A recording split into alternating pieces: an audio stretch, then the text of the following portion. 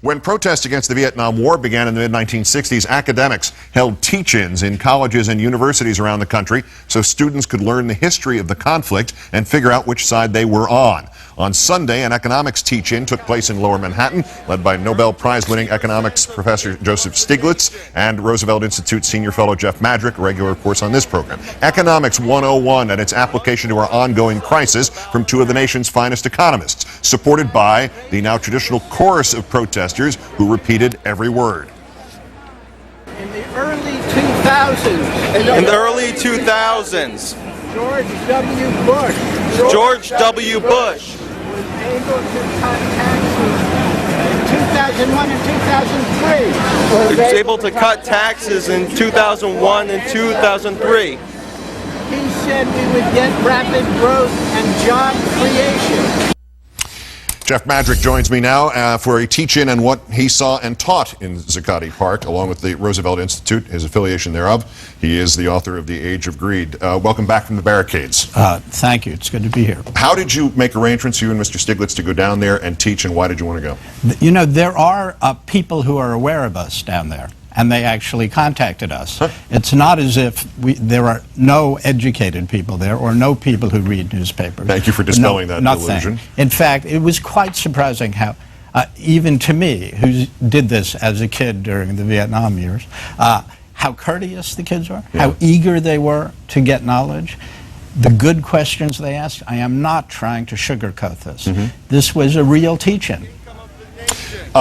Up until about a week ago, the protesters, particularly in the local press, was portrayed as this kind of incoherent group of self-advertising radicals.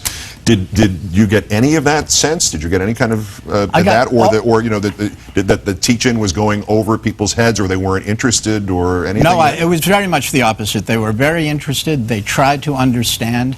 We went down there because we think the facts, by and large, support their case, whether that case is built on instinct or extreme disappointment, frustration, fear.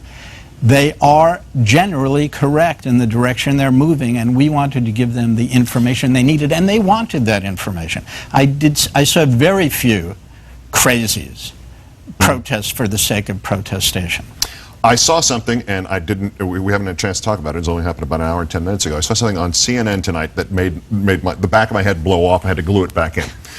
A reporter went down there for her first television show in her new series and portrayed all of these protesters as being there as opponents of the bailouts of the banks and big business, and explained that since the government made interest on those things, don't you realize this actually helped the economy and helped the government? Did I miss something? Occupy Wall Street was about the bailouts? Is that true? Occupying Wall Street is about the failure of Washington to do the right things regarding Wall Street.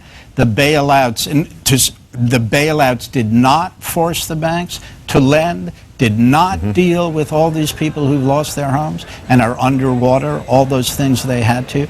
Let's not oversimplify too much. We needed those bailouts to unfreeze markets, but they were just not executed well. But there is one issue after another that these young people are interested in. They are not only talking about bailouts, but they are, in the broadest sense, talking about justice. When 1% of the people make 20% of the money, and 30 years ago they made 10% of the money, and a great recession follows, it is not a coincidence. There is a cause and effect, and I would love the people at CNN to start recognizing that, or at least have some people telling them, or their viewers, that.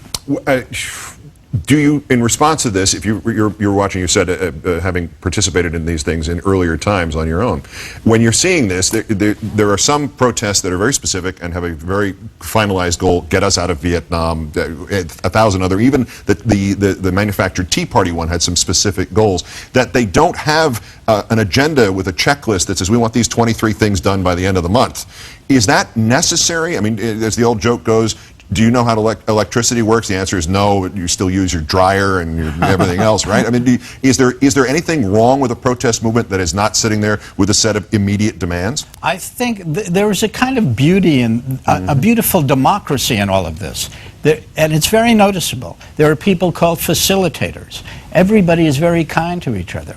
There's not a hierarchy, and yet there's an efficient system. Let's do the teach-in over here. They shout out. There are these shout-outs, these echoes, which you've talked about. Let's determine who is going to speak in which order for the General Assembly, as they call it. But there are people with a variety of their own agendas, a variety of their interests. I think in time, an agenda will evolve for some of these people. I think there will be splinter groups that follow one piece of the agenda and another piece of the agenda. So frankly, I think at some point there should be an agenda. But I must say, I was very taken with the kind of beauty of the lack of hierarchy, and yet the efficiency and the caring. You could not get away from a sense that these people cared. And when I walked, I spoke to this General Assembly, which was rather dramatic because you have this echo and echo and echo. And I walked off and these people would just say, thank you, thank you, thank you. And they had more dramatic speakers than I, but they were thanking me for information, for caring about them, and they in turn showed caring. I think caring about the country. And again, I don't think I'm sugarcoating this. They care about what's happening, and essentially, centrally, they are correct. The economist Jeff Madrick of the Roosevelt Institute, the author of The Age of Greed, is always bringing light to complicated situations, this one included. Great thanks, Jeff. Thank you, Keith. And you know who else went to see Occupy Wall Street firsthand? Michael Moore. On this event and on the Occupy movement in other cities and media coverage in a time when the protesters immediately post videos to YouTube, and so do the police. Michael is next on Countdown.